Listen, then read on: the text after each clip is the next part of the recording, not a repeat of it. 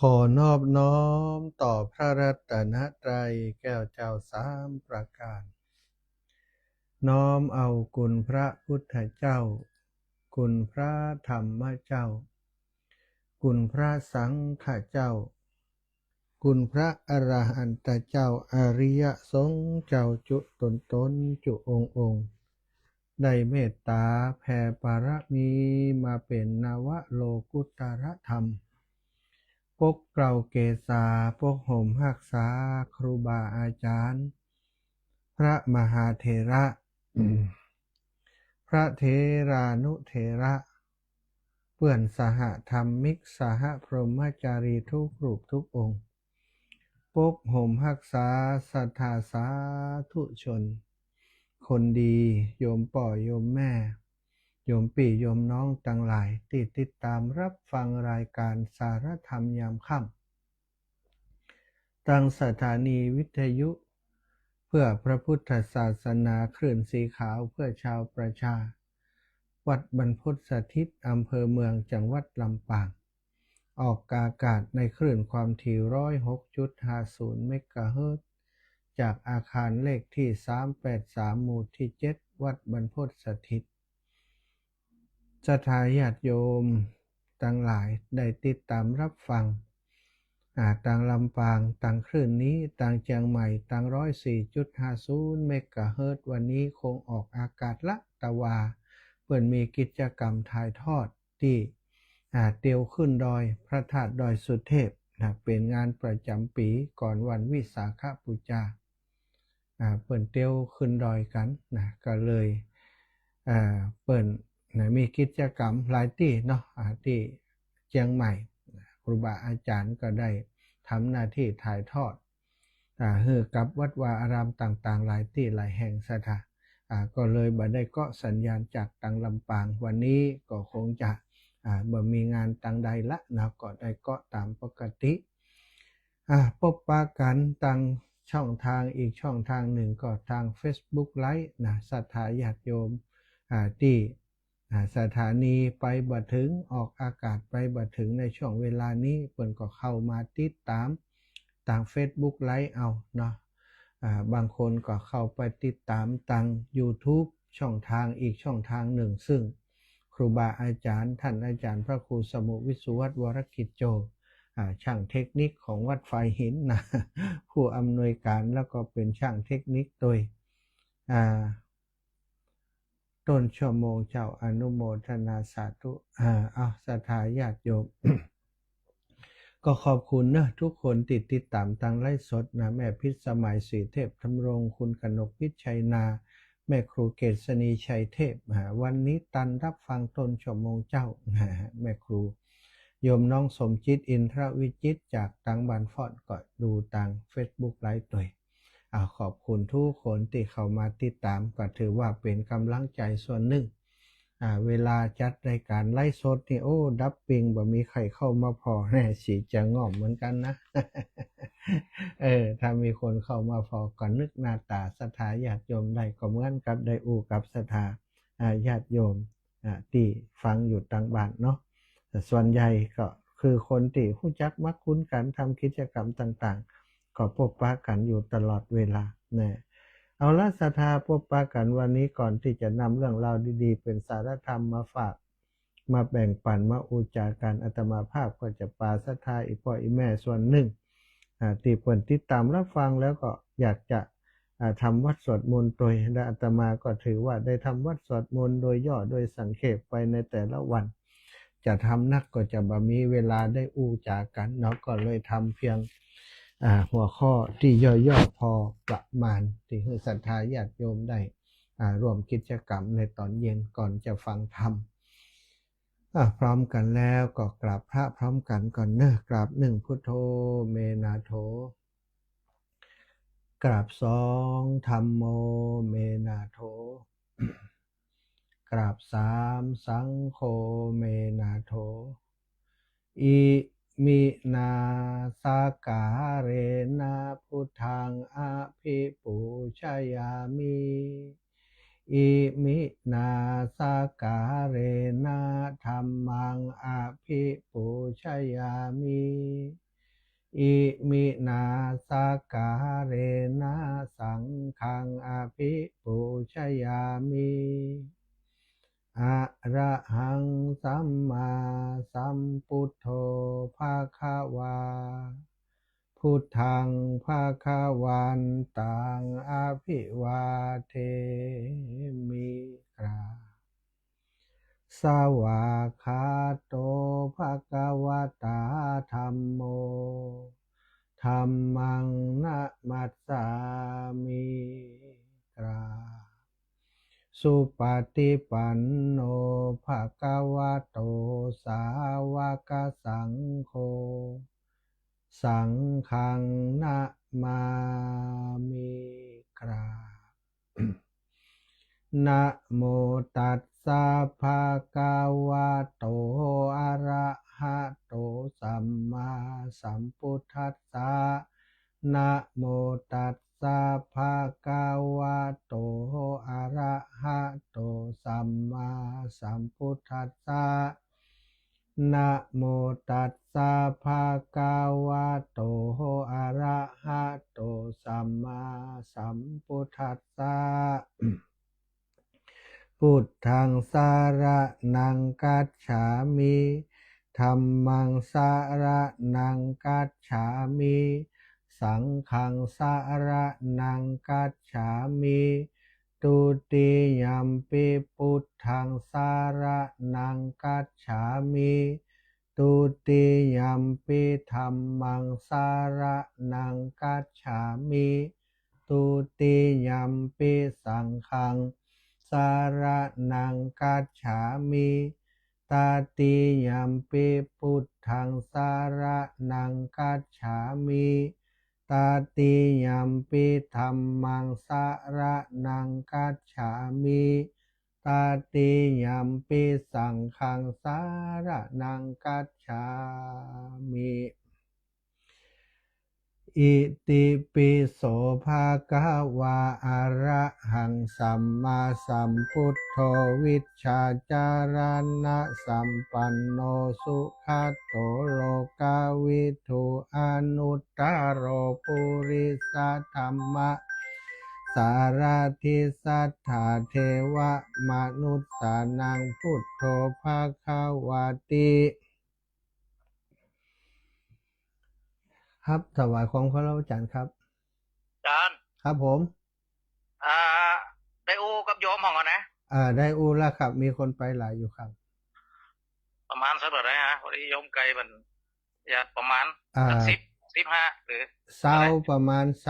ร้าห้าครับประมาณนี้ประมาณ25เนาะครับผมพอดีเปิดจะสั่งเข้ากล่องเลยนะ อ๋อ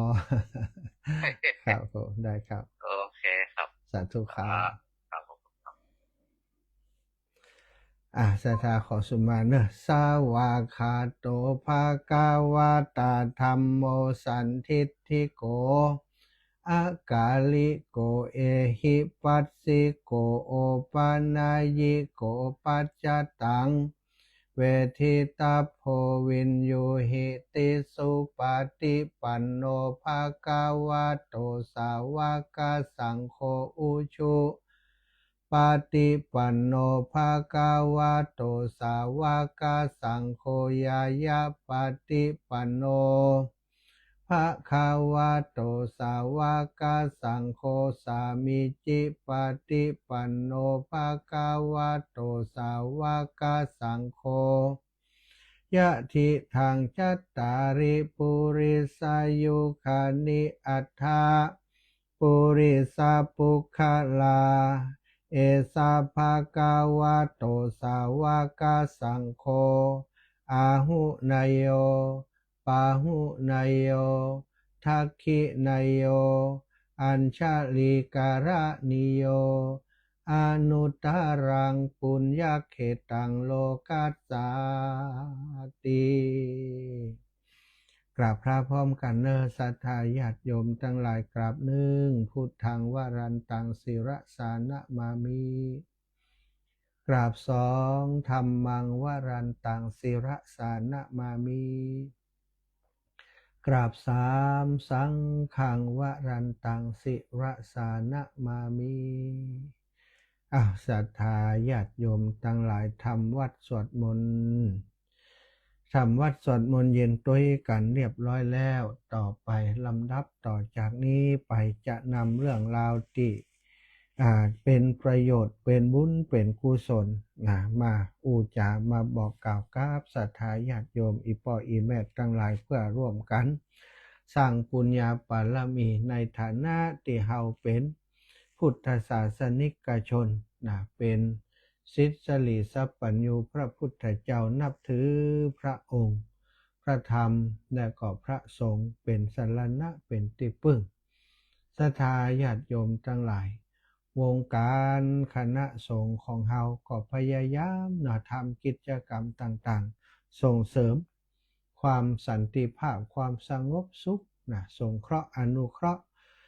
ประชาชนตึงพุทธศาสนิกชนและติบใจพุทธศาสนิกชนถ้าภาษาตังภาษาพระเปิ่นก็ว่าทรัพย์ภาษาน้อยใหญ่ตั้งหลายบันเลือกติลักบันมักติชังช่วยเหลือได้ก็ช่วยเหลือกันไปก็ทำตามแบบอย่างของโพธิสัตว์เจ้าพระพุทธเจ้าเมื่อยังบ่ได้ตรัสรู้พระองค์ปั่มเปง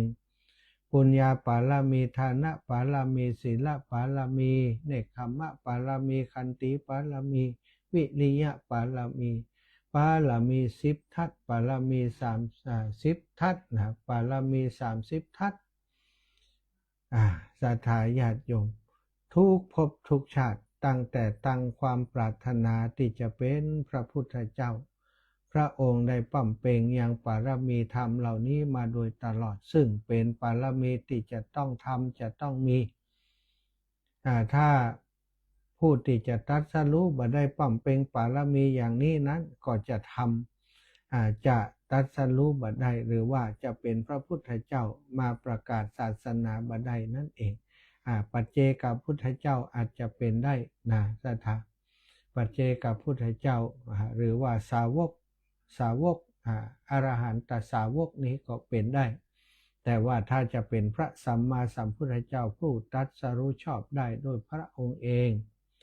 สิ่งที่จะต้องกระทำหรือว่าสั่งสมให้มากนั้นก็คือทานะปารมี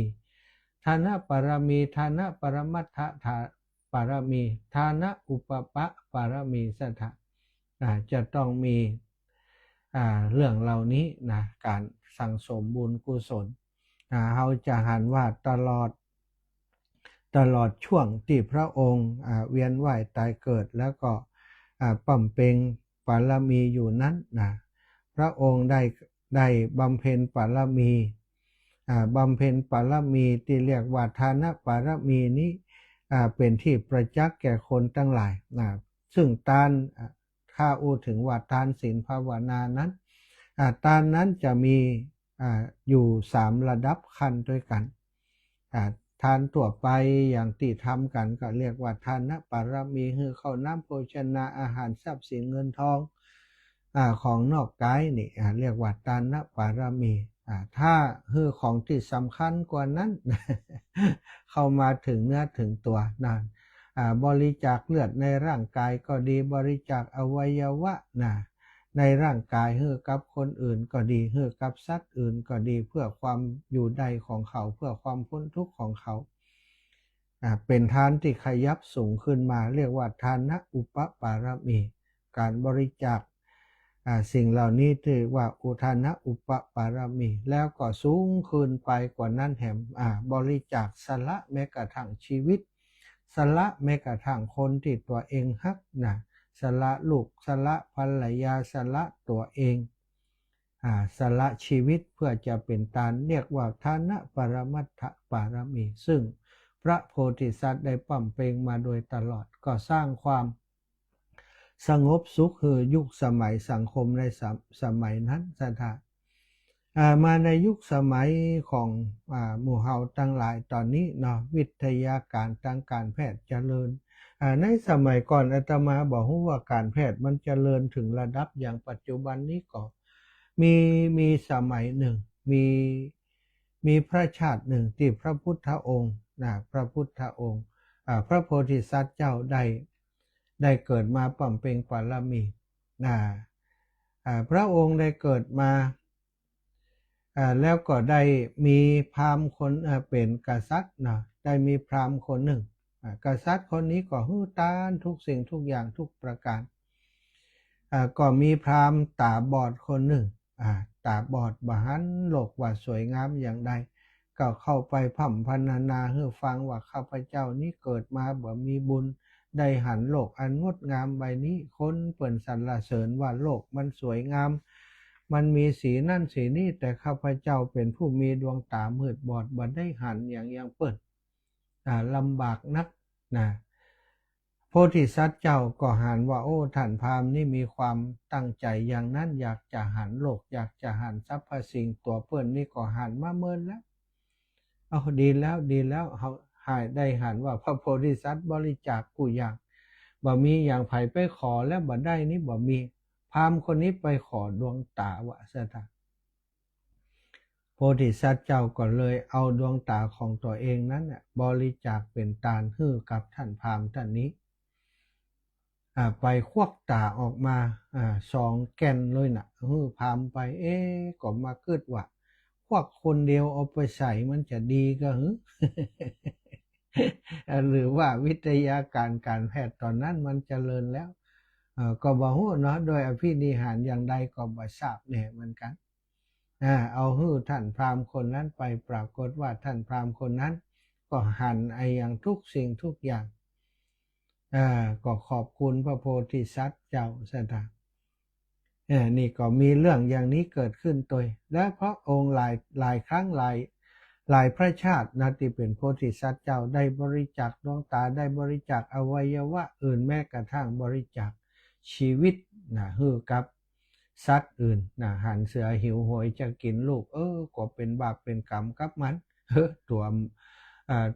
โจลงไป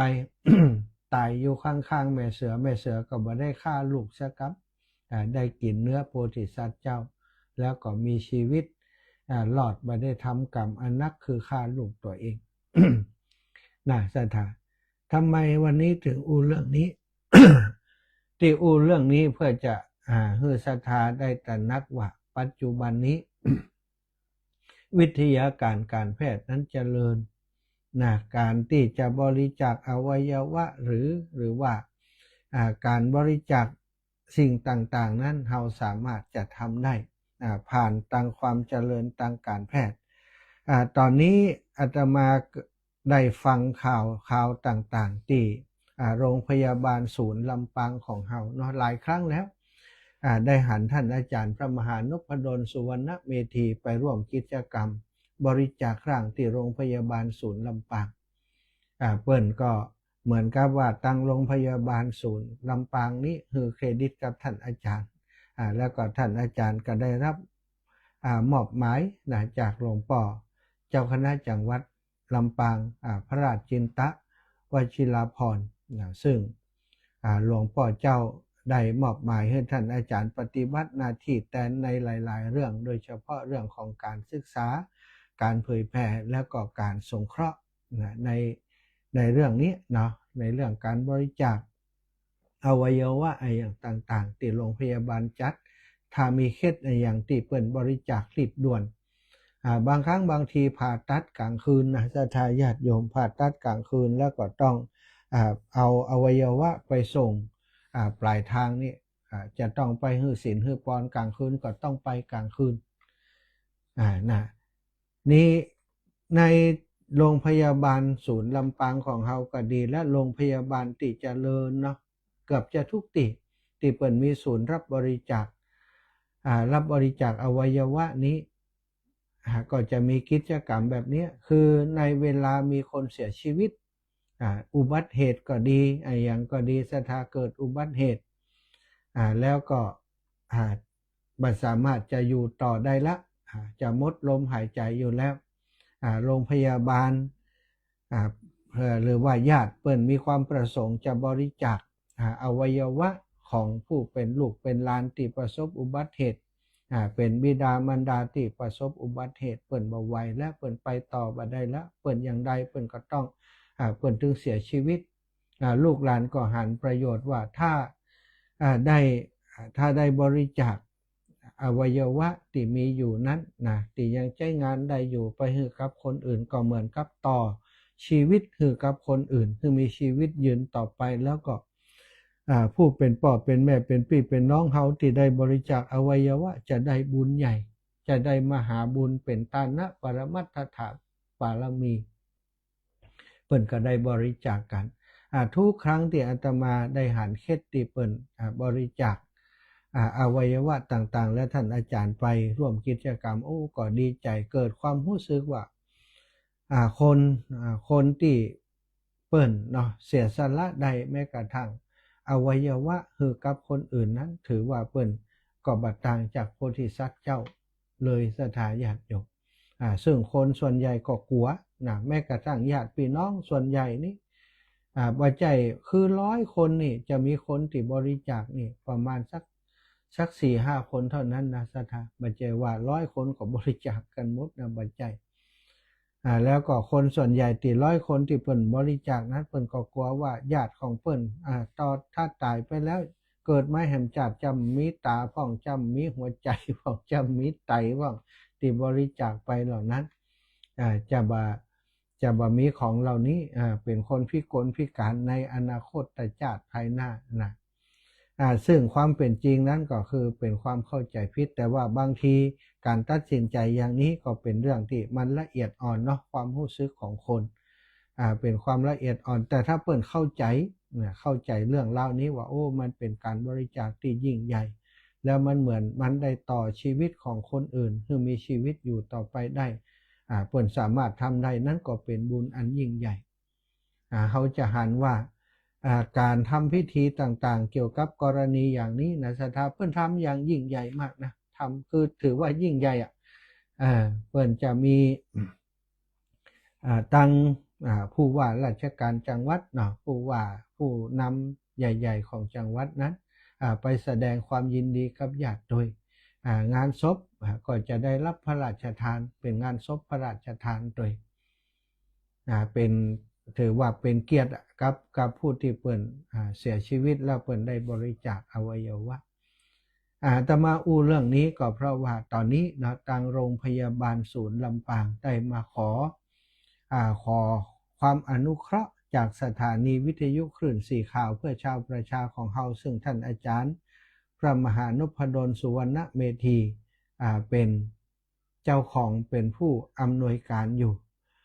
ท่านอาจารย์ก็หันว่าสถานีวิทยุของเฮานั้นเป็นสถานีวิทยุบริการสาธารณะเป็นสถานีวิทยุที่เป็นกระบอกเสียงให้กับเรื่องราวที่ดีที่งามทั้งหลายการบริจาคอวัยวะการเชิญชวนคนคือเสียสละเกี่ยวกับเรื่องมูนี้มันเป็นประโยชน์กับผู้ฟังของเฮากับสถาคลื่นสีขาวของเฮาซึ่งอาตมาเชื่อว่าส่วนใหญ่นั้นสถาคลื่นสีขาวนั้นได้บริจาคอวัยวะไปคิดว่า 70% ของคนที่ฟังรายการคลื่นสีขาวเพราะว่าถามไผคนก็บอกว่าบริจาคแล้วแม้กระทั่งอาตมาภาพเองก็ได้บริจาคร่างกายไปแล้วเหมือนกันวันพรุ่งนี้จะมีกิจกรรมเพื่อนจะมีการทำความเข้าใจมีการเรียกว่าให้ข้อมูลที่ถูกต้องในเวทีเสวนาเรื่องก็เปิดเวทีเสวนาสะพานบุญส่งต่อแสงสว่างและลมหายใจอันนี้ชื่อโครงการเปิดส่งต่อแสงสว่างและลมหายใจเพื่อความสุขเพื่อเปลี่ยนความสูญเสียให้กลายเป็นปาฏิหาริย์แห่งชีวิตจัดโดยศูนย์รับบริจาคอวัยวะโรงพยาบาลศูนย์ลำปางซึ่งในเวทีเสวนานี้ก็คงจะส่งต่อแสงสว่างเนี่ยอาตมาคิดว่าเป็นดวงตานะแสงสว่างในที่นี้เนี่ยเปิดรับบริจาคดวงตาแล้วก็ลมหายใจก็คือหัวใจเนาะแล้วก็อวัยวะอย่างอื่นอย่างไตอย่างนี้เปิดก็เปลี่ยนทายกันได้นะสถาหัวใจก็ดีดวงตาก็ดีสิ่งนี้เป็นสิ่งสำคัญ ซึ่งในการเสวนานั้นก็จะมีท่านอาจารย์ของเฮาพระมหานพดลสุวรรณเมธีผู้อำนวยการวิทยาลัยสงฆ์นครลำปางวิทยาลัยมหาจุฬาลงกรณราชวิทยาลัยเจ้าคณะอำเภอวังเหนือเจ้าอาวาสวัดบรรพตสถิตประธานสงฆ์เผยแผ่จังหวัดลำปางผู้อำนวยการสถานีวิทยุคลื่นสีขาวเพื่อชาวประชาวัดบรรพตสถิตได้เป็นฝ่ายสงฆ์นะที่ได้ไปให้ข้อมูลได้ไปร่วมเวทีเสวนาในครั้งนี้เป็นตัวแทนของพระสงฆ์ในจังหวัดลำปางของเฮาแล้วก็มีนายแพทย์พงพวัตรอนุจารีนายแพทย์ชำนาญการเป็นจักษุแพทย์เฉพาะทางกระจกตาและผ่าตัดแก้ไขปัญหาสายตาสถานายแพทย์คุณหมอพงพวัตรอนุจารีสถาติไปผ่าตัดกุดก็ได้ผ่านมือคุณหมอของเฮานี่แหละเนาะแล้วก็จะมีนายแพทย์ราตรีวิรัชวินนายแพทย์ระดับชำนาญการพิเศษสาขาศัลยกรรมระบบทางเดินปัสสาวะสังกัดกลุ่มงานศัลยกรรมประธานสาขารับบริจาคและปลูกถ่ายอวัยวะโรงพยาบาลศูนย์ลำปางนี่คือจะเป็นทีมที่เปิดจะมาเสวนาและที่สำคัญวันพรุ่งนี้จะมีนักธุรกิจเป็นดาราเป็นนักธุรกิจเป็นคนน่าจะเป็นคนเหนือของเขาเพราะเปิดอู้เหนือได้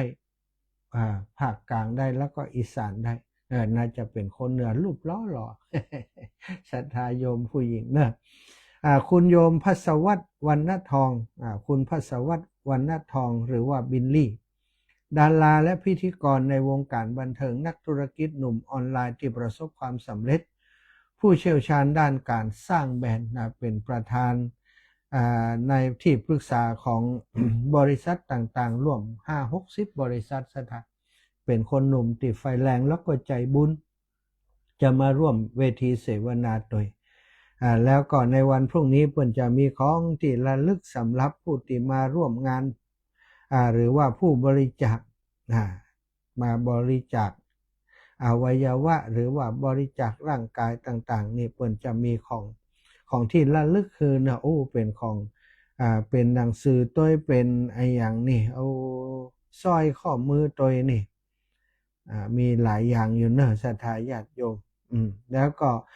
ในงานจะมีบูธรับแสดงความจำนงการบริจาคอวัยวะดวงตาและศูนย์รับบริจาคอวัยวะดวงตาสามารถลงทะเบียนได้ทันทีอาตมานี่ดวงตานี่ลงทะเบียนไปแล้วก็อวัยวะก็ลงทะเบียนไปแล้วแต่วันพรุ่งนี้จะไปเช็คข้อมูลแห่งคำกว่ามันตกหล่นเนาะในวันพรุ่งนี้นะศรัทธาญาติโยมเนอะ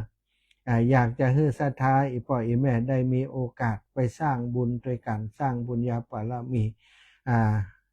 หลายคนนะอาจจะบริจาคไว้แล้วเขาไปฟังข้อมูลไปฟังการเสวนาไปเป็นกำลังใจให้คุณหมอให้ครูบาอาจารย์ที่เปิดไปร่วมเวทีเสวนาในวันพรุ่งนี้ซึ่งงานก็จะเริ่มตั้งแต่ 8 โมงนะ 8:30 นาฬิกา8 โมงไปจนถึง16 นาฬิกาสถานกิจกรรมจะมีไปถึง 16 นาฬิกาแต่ว่าเวทีเสวนาการอู้จากันนั้นจะถึงประมาณ 11 นาฬิกาเนาะพรุ่งนี้ก็จะมีเข้ากล่องแจกด้วยเนอะสำหรับทีมศรัทธาญาติโยมอีแม่ทั้งหลายอีปอดทั้งหลายที่ฟังรายการนี้อยู่อยากจะไปร่วมกิจกรรมเปิ้นอยากจะสนับสนุนให้กำลังใจทีมงานของเปิ้นเขาก็ไปร่วมฟังร่วมกิจกรรมกับเปิ้นคุณหมอครูบาอาจารย์ที่เปิ้นทำโครงการนี้หันหมู่เฮาไปเปิ้นก็จะได้มีกำลังใจเนาะพรุ่งนี้อาตมาและศรัทธาญาติโยมส่วนหนึ่งได้โทรอู้จากันแล้วนะจะไปกันกี่คนแต่กี่ต้นชั่วโมงท่านอาจารย์ใหญ่โทรมาวันพุธไปกันกี่คนแต่ น่าจะเกิน25 คนเนาะเท่าที่อู้กันไปนั้นศรัทธาที่มาเนอะถ้าไผ่คัดสนเรื่องโน้นเรื่องนั้นเรื่องนี้อีแม่ไปกันหลายนะอาจารย์น้ำมันรถบ่มีนะช่วยสักน้อยได้ก่อนนะเอาย้อนกันคนละครึ่งกันได้เนอะ ถ้ามาเป็นสะพานบุญถ้ามาร่วมบุญอย่างนี้ยินดีที่จะสนับสนุนศรัทธาญาติโยมเนาะ สำหรับการบริจาคร่างกายก็ดีบริจาคอวัยวะก็ดีนี่ศรัทธาญาติโยมเป็นการสร้างถือว่าเป็นทานบารมีชั้นสูงนะเป็นทานการบริจาคอวัยวะถือเป็นทานบารมีขั้นสูงได้แก่การบริจาคชีวิตเนี่ยเพื่อช่วยเหลือผู้อื่นหรือว่าเพื่อรักษาธรรมนอกจากเป็นบารมีขั้นทานนะอุปบารมีแล้วก็ยังโยงไปหาหลักสำคัญอย่างหนึ่งที่เรียกว่ามหาปริจาคะการบริจาคส่วนใหญ่แล้วคนที่บ่เคยบริจาคนี่มีทรัพย์สินเงินทองก็บ่กล้าจะให้ไปบ่กล้าจะบริจาคไผบ่อยากจะบริจาคให้ไผเพราะว่าจิตใจยังมีความตนีทีเหนียวอยู่แต่ว่าหลายๆคนเนาะอย่างอีป่ออีแม่ตั้งหลายผู้ปฏิบัติธรรมนี่ก็หันว่าโอ้จริงๆแล้วร่างกายของเฮานี้เฮาก็มายืมอาศัยอยู่ระยะหนึ่งวันที่เฮาบ่อยู่แล้วเฮาบ่ใช้ประโยชน์แล้วเฮาจะจากไปแล้วนะซึ่งการจากไปของคนเฮานี้มันบ่ฮู้เนาะเฮาจะจากไปโดยเหตุอย่างใดถ้าเฮาจากไปโดยอุบัติเหตุนี่อวัยวะบางส่วนมันใช้ได้นี่ถ้าเฮาบริจาคไว้เพิ่นก็เอาไปใช้ประโยชน์กับคนอื่นแต่ถ้าเฮาเสียชีวิตบริจาคร่างกายเมื่อเฮาเสียชีวิตไปแล้วอันนั้นก็จะยกระดับขึ้นมาอีกส่วนหนึ่งก็คือได้ไปเป็นอาจารย์ใหญ่ชีวิตเกิดมาเป็นคนบ่ได้เรียนครูมาเลย แต่ตายแล้วได้เป็นอาจารย์ใหญ่นะอาจารย์ใหญ่อย่างใดก็คือไปเป็นอาจารย์ใหญ่ให้กับคุณหมอคุณหมอที่เปิ้นเรียนนักศึกษาแพทย์ทั้งหลายเปิ้นก็จะพาพิสูจน์ดูโน่นดูนั่นดูนี่นะดูระบบเส้นเลือดดูระบบเส้นเอ็นกล้ามเนื้อดูระบบหลอดเลือดนะต่างๆนี่เปิ้นได้ดูได้อย่างต้องมีการฝึกฝนด้านหมู่นี้หมดศรัทธาญาติโยมเพราะฉะนั้นจุดติจบไปเปิ้นก็อาศัยร่างของคนที่บริจาคไว้ก่อนเปิ้นก็ได้เอาไปเรียนเอาไปศึกษาก็เป็นประโยชน์กับคนที่อยู่ตั้งหลังคุณหมอเปิ้นได้ศึกษาเปิ้นเรียนรู้เปิ้นก็ได้เอามาเป็นประโยชน์รักษาคนที่อยู่ตั้งหลังเฮาอาจจะเป็นลูกเป็นหลานญาติกาวงวานตั้งหลังของเฮาซะได้แล้วก็เป็นเกียรติกับครอบครัวตัวเปิ้นเอาไปเก็บรักษาอย่างสมเกียรติซะได้ผ่าตัดเปิ้นก็ไหว้ก็สาธุครั้งบ่ได้ทำแบบลวกๆหรือว่าบ่เคารพนะเปิ้นทำด้วยความเคารพไหว้ทุกครั้งก่อนจะเอามาผ่าตัดก่อนจะเอาไปเก็บเสร็จเรียบร้อยก็เปิ้นก็เอาประกอบร่างเรียบร้อยเปิ้นก็ทำการเอาไปประชุมเพลิงเป็นการพระราชทานเพลิงศพคือตัวนี่เป็นเกียรติยิ่งใหญ่ของชีวิตเนาะศรัทธาญาติโยมของครอบครัวการบริจาคอวัยวะมีคนถามว่าเป็นบุญหรือไม่นะนี่ก็ท่านอาจารย์เจ้าคุณประยุทธ์โตสมเด็จพระพุทธโฆษาจารย์ได้กล่าวไว้ได้บอกไว้ว่ามันเป็นบุญดังที่พระโพธิสัตว์ท่านบริจาคและก็เป็นบุญชั้นสูงถึงขั้นเรียกว่าปารมีการจะทำบุญให้เป็นปารมีนั้นก็คือทำบุญลักษณะแบบนี้สร้างบุญญาปารมีนี่บ่ใจว่าสร้างง่ายๆนะสัตว์ถ้าภายแม้กระทั่งการบริจาคทรัพย์มาได้ก็ยังบ่ยากนี่จะไปอู้ถึงว่าทำบุญให้เป็นปารมีนั้นก็จะยากอยู่เนาะทานะปารามีทานะอุปปารามีทานะปรมัตถปารามีเป็นแต่ละขั้นสูงขึ้นไปใครจะเป็นผู้ได้บุญการทำบุญการให้บริจาคอวัยวะนี้ใครเป็นผู้ได้บุญใครคือผู้บริจาคคนนั้นก็ได้นะศรัทธาถ้าเขาเป็นผู้บริจาคเขาตั้งความปรารถนาไว้ตั้งแต่ตอนที่มีชีวิตอยู่เพราะเขารู้ว่าชีวิตนี้มันบ่แน่นอนอะไรยังก็เกิดขึ้นได้เขาเข้าใจเรื่องนี้เขาไปบริจาคไว้บริจาคอวัยวะอย่างดวงตาก็ดีหัวใจก็ดีอะไรอย่างต่างๆอวัยวะภายในต่างๆนี้เขาไปบริจาคไว้เมื่อเขาตายไปแล้วคุณหมอเพิ่นก็ดำเนินการตามเจตนาที่เขาตั้งใจไว้ถ้าเราเป็นผู้บริจาคเองเป็นผู้บริจาคเองคนนั้นก็จะได้เองเพราะมันอยู่ที่เจตนาของเรา ในกรณีที่เฮาตายไปแล้วก็ญาติผู้มีอำนาจญาตินั้นปรึกษากันแล้วบริจาคให้กับโรงพยาบาล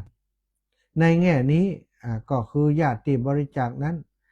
จะต้องอุทิศไปให้กับผู้ตายนะคนที่เป็นญาติของเฮาที่ตายไปนั้นอีกทีหนึ่งในเปิ้นก็จะได้บุญไปโดยที่เปิ้นบ่ฮู้ตัวนะได้บุญโดยบ่ฮู้ตัว บุญในข้อนี้ญาติก็จะได้ส่วนหนึ่งนะญาติได้ส่วนหนึ่งคือส่วนที่จิตใจที่ดีงามตัดสินใจแทนเฮาทำในสิ่งที่ถูกต้องญาติก็ได้บุญเป็นผู้มีสติปัญญาเฉียบแหลมเป็นผู้ที่มีเวลาเจอปัญหาอย่างมานี่ก็สามารถคลี่คลายปัญหาได้โดยง่ายเป็นผู้ที่เกิดไปทุกภพทุกชาติมีปัญญาเป็นที่รักของคนทั้งหลายแต่ตัวเฮานี่โอ้โหเป็นฐานะปรมัตถาอุปปารมีปรมัตถปารมีโดยที่เฮาบ่ฮู้ตัวซะท่าได้บุญแน่นอนนะในทางธรรมก็ถือว่าบริจาคในคณะติดตัวยังเป็นอยู่ก็จะเป็นบุญขั้นสูงบัดเดี๋ยวนี้เฮายังมีชีวิตกันอยู่ถ้าเฮาต้องการบริจาคอย่างนี้คือเป็นบุญชั้นสูงซะท่าเฮาก็ไปบริจาคกันเองบริจาคกันที่โรงพยาบาลเนาะที่เปิ้นทำการรับบริจาคพิจารณา2อย่างโดยกันในแง่หลักฐานทางคัมภีร์แสดงว่าพระพุทธเจ้าเมื่อเป็นพระโพธิสัตว์ทรงบริจาคในตาก็เป็นเหตุให้พระองค์ได้รับได้สมันตจักขุคือเป็นพระเนตรหรือว่าดวงตาพิเศษสุดของพระพุทธเจ้าเป็นดวงตาที่เพิ่นบอกว่างดงามเหมือนกับตาของเนื้อทรายเนาะเนื้อทรายตาของพระพุทธเจ้านี้สดใสเปล่งปลั่งเป็นตาที่ไผ่ซบตาแล้วก็จะมีความ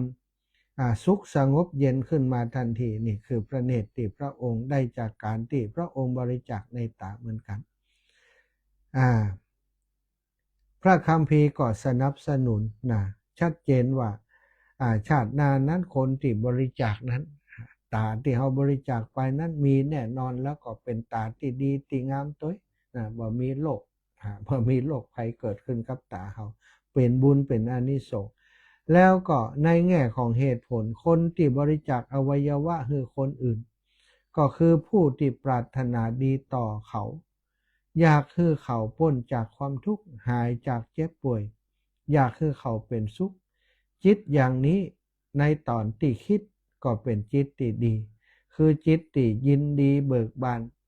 คิดถึงความสุขความดีงามและความเจริญหากคนที่บริจาคพอไปเกิดใหม่จิตก็จะปรุงแต่งอย่างก่อนล่ะจิตก็ต้องปรุงแต่งชีวิตของตนเองนั่นเองเมื่อจิตสะสมมาดีมีแนวโน้มเอียงและมีความสามารถในทางที่ดีอย่างนั้นมีแต่ภาพของร่างกายและอวัยวะที่สวยงามสมบูรณ์ซึ่งได้สะสมไว้มันก็จะปรุงแต่งชีวิตร่างกายรูปร่างหน้าตาให้ดีให้งามให้สมบูรณ์อันนี้ก็เป็นเหตุผลเรื่องของกรรมคือหลักกรรมหรือว่ากฎแห่งกรรมตามธรรมชาตินั่นเองเนี่ยศรัทธาญาติโยมวันพรุ่งนี้จึงอยากจะเชิญชวนศรัทธาสาธุชนอีปออีแม่ทั้งหลายได้ไปร่วมกิจกรรมกับตั้งโรงพยาบาลศูนย์ลำปางไปเป็นกำลังใจให้อาจารย์ใหญ่ของเฮานะอาจารย์ใหญ่นี่จะไปแสดงธรรมไปเป็นองค์สำคัญไปเทศสร้างความเข้าใจให้คนอาจารย์เพิ่นก็ได้อุจาบอกกล่าวมาว่าอยากให้อาจารย์สมชาติช่วยประชาสัมพันธ์บอกคือศรัทธาหมู่เฮาจิ้มไปให้กำลังใจกันแสดงพลังคลื่นสีขาวลำปางสักเล็กน้อยเนาะ เอามีสื่ออยู่ในมือบอกข่าวกันอย่างอีเป็นข่าวสารงานบุญที่สำคัญถึงเฮาบริจาคนะศรัทธาลูกหลานเพิ่นบ่ยอมเฮาไปฟังแล้วเฮาได้ข้อมูลแล้วไปไปจ่าเป็นสะพานบุญให้เพิ่นจ่าให้คนนั้นคนนี้ฟังอีแม่ไปโรงพยาบาลแต่เจ้าได้ไปฟังท่านอาจารย์พระมหานพดลเปิ้นถึงเรื่องนี้ฟังคุณหมอเปิ้นถึงเรื่องนี้แล้วศรัทธาไปให้เปิ้นฟังอีแม่ท ถ้าข้าเจ้าไข่บริจาคนี่เนี่ยอย่างไรโอ้ไปที่โรงพยาบาลตรงนั้นตรงนี้เนี่ยเราก็สามารถไปได้เนาะกิจกรรมเปิ่นจะจัดที่ลาน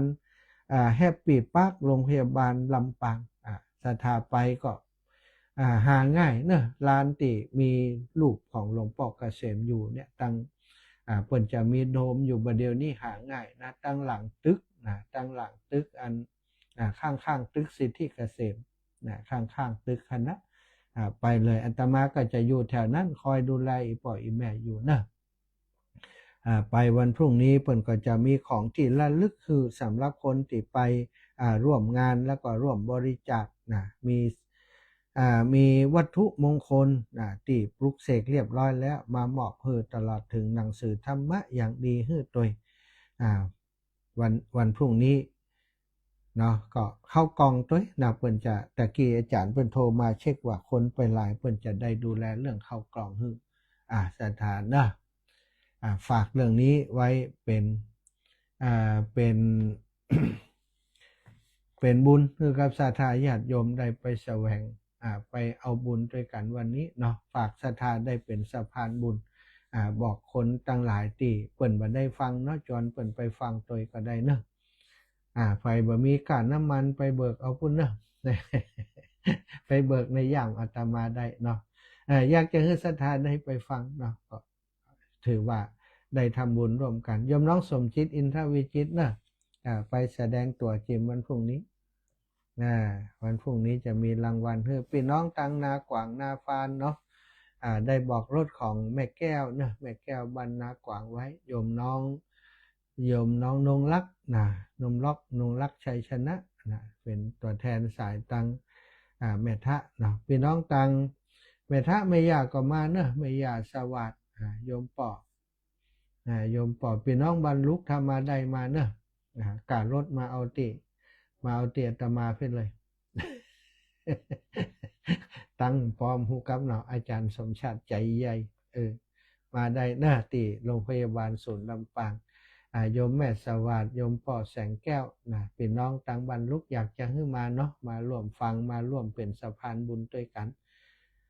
พี่น้องตังน้ำโจประจำนี่ใครมาแต่ว่า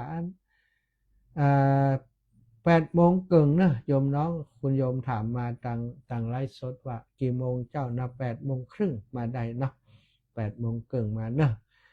มาถ้าเหมารถมาก็ถ้าติดขัดเรื่องการใช้จ่ายก็บอกได้เนาะแจ้งอาตมาได้เนอะสตายินดีจะสนับสนุนกิจกรรมนี้เพราะมันเป็นกิจกรรมที่เป็นบุญเป็นกุศลเป็นประโยชน์ครับชีวิตของคนเนาะคนที่เปิ่นลำบากเปิ่นเดือดร้อนอยู่นี่บางคนเป็นโรคไตทรมานขอบริจาคไตอยู่ถ้าเปิ่นได้ไตไปเปิ่นก็มีชีวิตที่ดีขึ้นอาตมามีญาติอยู่คนหนึ่งเป็นโรคไตล้อบริจาคแกก็อดทนสู้เนาะสถาเป็นเวลาประมาณรวม20 ปีกว่าจะได้จะได้ไตไปใส่แต่ปัจจุบันนี้ก็ดีละเนาะการลดนี้เอาตามจริงนะสถานนะเปิ่นมากี่บาทก็บอกได้เนาะมากี่บาทก็บอกได้ว่าลดเปิ่นเอาต่ออีนะมาโรงพยาบาลศูนย์กับปอไก่เปิ่นเอากี่บาทก็มาบอกเถอะเนาะมีก็หามากระเซาะ อยากให้ศรัทธาได้มาร่วมกิจกรรมแล้วก็ได้ประโยชน์กลับไปเป็นบุญเป็นกุศลของศรัทธาเอาปั่นศรัทธาเมื่อโทรเข้ามาสักหน่อยก็แล้วกันจะมาสอบถามหลังไมค์ก็ได้นะเวลาเริ่มงานนั้น8:30 นาทีถึง11 นาฬิกาเป็นเวทีเสวนาแต่ว่ากิจกรรมจะไปจนถึง4 โมงแรงเนาะศรัทธามีอาหารเลี้ยงเนอะมีข้าวเลี้ยงแต่ไผ่จะเอาลงทานมาตัวก็ได้นะ เอาขนมจีนมาตัวก็ได้นะโยมน้องสมจิตบริจาคหมดแล้วเจ้ายังบริจาคหัวใจยังบัดได้บริจาคหัวใจและดวงตาได้ตัวกับเจ้าได้มาเนอะวันผูกมาอาจารย์ก็จะบริจาคตัวแห่งกรรมวันผูกนี้จะเช็คว่าอันเรื่องของดวงตาที่บริจาคไปแล้วความจริงก็มีบัตรแล้วอาจจะทำเรื่องอีกครั้งหนึ่งในวันพรุ่งนี้ อ้าวสถา0808844173ถ้าจะได้สักสายอันนั้นก็เนาะวันนี้แม่อยากแก้วบ้านกาดโป่งโทรมาว่าอีแม่หอมรอเตียน100 บาทครับสลายอย่างก็อีแม่สลายอย่างนะโอ้พี่น้องทางวังเหนือก็ฟังกะมาเด้อ ในศาลเจ้าค่ะอาจารย์เจ้า มาเด้อถูกเด้อ แม่อันอ้อนพระเพื่อนเดี๋ยวนี้แล้วนะเจ้าเป็นหลอมมันรอเตรียมนะเจ้า เอาได้อ้อนเพื่อนเดี๋ยวนี้ลูกล่ามาแรงนี่เจ้า อ๋ออีน้องมากะ เจ้า อยู่กี่วัน ก็นั่นน่ะวันปลูกแล้วอันมีงานศพแล้วน่ะเขาจะยุ่มอ๋อเอ้าโอเคสาธุแม่ กะอันทำบุญสถานีอันกะให้สถานีร้อยนั่นรอเตรียมร้อยนะเจ้า สาธุอนุโมทนาบุญแม่เด้อ เจ้าไว้สาเจ้า แม่เอ้ยวันใหม่วังมนหอมหลอดเทียนมา100หอมกาน้ำกาไฟมา100โอ้แสดงว่าได้ยินไปถึงเวียงปะเป้าเชียงไฮ้ปุ่นนี่เพราะแม่เอ้ยนี่เปิ่นฟังจากคลื่นของเวียงปะเป้าเนาะขอบคุณนุโมทนาบุญเนอะแม่เอ้ยเนอะวันพรุ่งนี้ได้พบกับดารารูปหล่อเดนเนอร์คุณพระสวัสดิ์คุณพระสวัสดิ์วรรณทองหรือว่าคุณบิลลี่นักธุรกิจใจบุญสถามาพบปะแต่ว่าสิ่งสำคัญคือเราจะได้ฟังเรื่องราวที่เป็นประโยชน์เนาะบางครั้งความเข้าใจอย่างต่างๆนี่เราในเรื่องนี้นี่เรายังไม่ชัดเจนแต่จะได้มาฟังคุณหมอจะได้มาฟังครูบาอาจารย์ที่เปิดมีความรู้ในเรื่องนี้นะจะได้มาอูจาบอกกล่าวให้เราฟังการลดเอามาตามจริงนะมาเลยมาเถอะบ่มีการลดคุณย่าคุณยายจากมาแต่มีการลดก็บอกสลายอย่างก็แม่ลืมจื่อไปเห็นหรอสลายอย่างก็สลายอย่างก็ สลาทินน่ะเขาลืมทิ้นนึกตึ้มออกสลาทิ้นสลาทินร้อยแม่ร้อยสลาทิ้น100แม่นี่แม่แก้วเนาะ